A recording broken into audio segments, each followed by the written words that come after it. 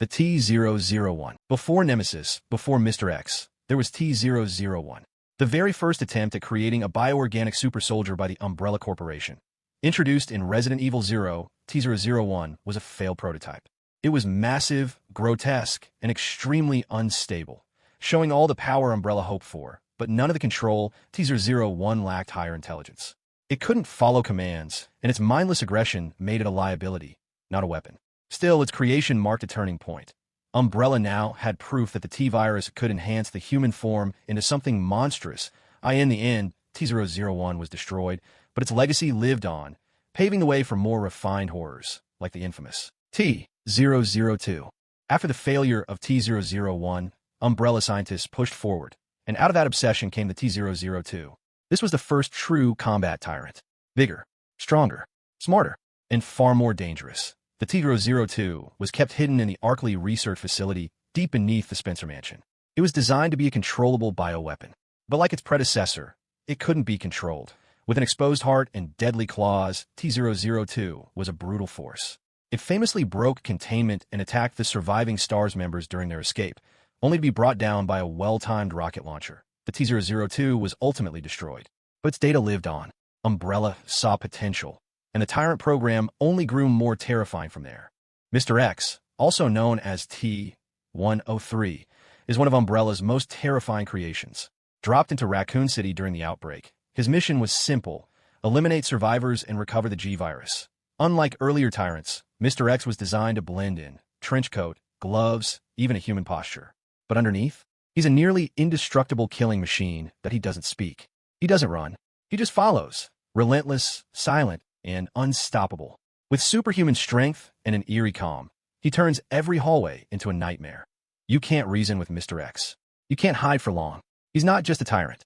He's fear in a trench coat. T-078 wasn't built for elegance or stealth. It was a blunt weapon, Umbrella's answer to brute resistance, deployed during the Rockford Island incident in Resident Evil Code. Veronica, T-078 was part of Umbrella's mass-produced Tyrant line. Cheaper, faster to deploy, and less prone to mutation, but far more aggressive. Unlike earlier models like Mr. X, this Tyrant didn't follow complex orders. It was programmed with one directive: eliminate targets. And that meant Claire Redfield. Lacking regenerative abilities or high-level intelligence, the T-078 relied on raw power and armor plating. And yet, it nearly succeeded in one of the most iconic Tyrant moments. Claire fights it mid-flight, ejecting it from the plane. But like all Tyrants, the T-078 doesn't die easy that it's not the most advanced. But sometimes, sheer brutality is enough. T.ALOS wasn't just another Tyrant. It was Umbrella's ultimate experiment in bioweapon control. Designed for operation. Lightning fast, T.ALOS combined brute force with artificial intelligence, wired directly into the Umbrella mainframe. Unlike earlier Tyrants, this one didn't need orders. It was thinking, tracking, killing on its own. Armed with a railgun and encased in heavy armor, T.ALOS was more weapon than creature. But it wasn't stable. The neural link caused severe aggression. When its AI failed, instinct took over.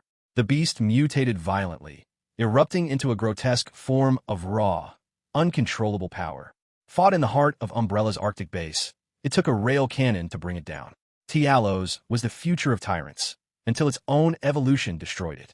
Nemesis wasn't just made to kill, he was made to hunt.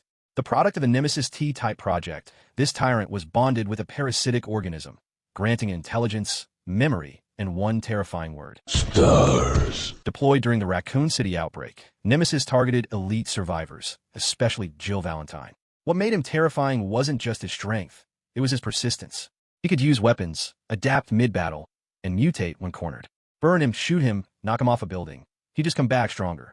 With every defeat, he evolved until he was no longer human or tyrant, just rage and flesh. In the end, it took a prototype railgun to stop him. But by then, the damage was done.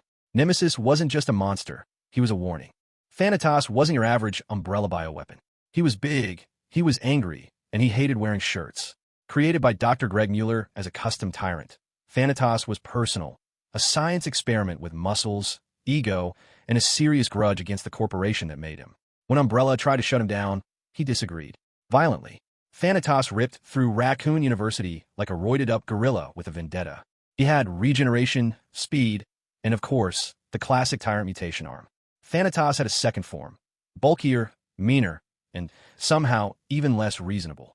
It took everything the survivors had to finally take him down, and even then, he made sure to roar dramatically before exploding. Not the kind of monster you forget anytime soon, and definitely not one you want as a neighbor. Not all tyrants are built to destroy cities. Some, like Ivan, are built to protect the people who do. A modified T-103 developed by Umbrella Europe, Ivan wasn't designed to chase survivors or lose control. He was built as a bodyguard, assigned to one of Umbrella's most unstable assets, Morpheus D. Duval. Dressed in a sleek black suit and red visor, Ivan didn't roar or mutate. He just stared you down and handled the problem. 2 units. Identical. Quiet. Professional. If one went down, the other finished the job without missing a step. He could take a rocket to the chest and still walk like he had a meeting to get to. Ivan didn't need claws or tentacles. Just raw force and a clear objective. He wasn't a monster. He was security with a pulse.